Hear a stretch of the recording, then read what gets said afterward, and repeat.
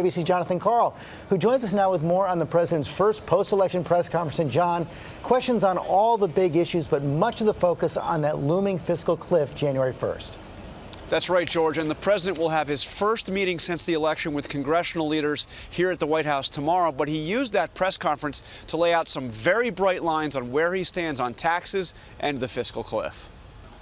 Holding his first news conference since winning re-election, the president took a hard line on his bottom line. There will be no budget deal without raising taxes on the wealthy. When it comes to the top 2%, what I'm not going to do is to extend further a tax cut for folks who don't need it, which would cost close to $1 trillion.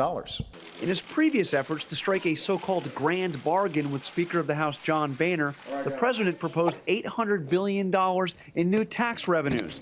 But now he is seeking twice that, $1.6 trillion in new taxes over the next 10 years. That's a bitter pill for Republicans to swallow. Speaker Boehner has called raising tax rates on anybody unacceptable, but he hasn't ruled out limiting deductions and closing loopholes, and that could be the outline of a possible deal. If you look closely at what the president had to say and look closely at what I've had to say, there are no barriers here to sitting down and beginning to work through this process.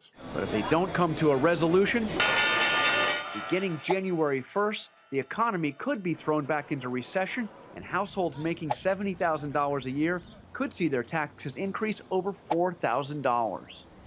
The president did say he is open to new ideas and that if Republicans have a way to raise taxes on the wealthy without raising rates, he wouldn't slam the door on them.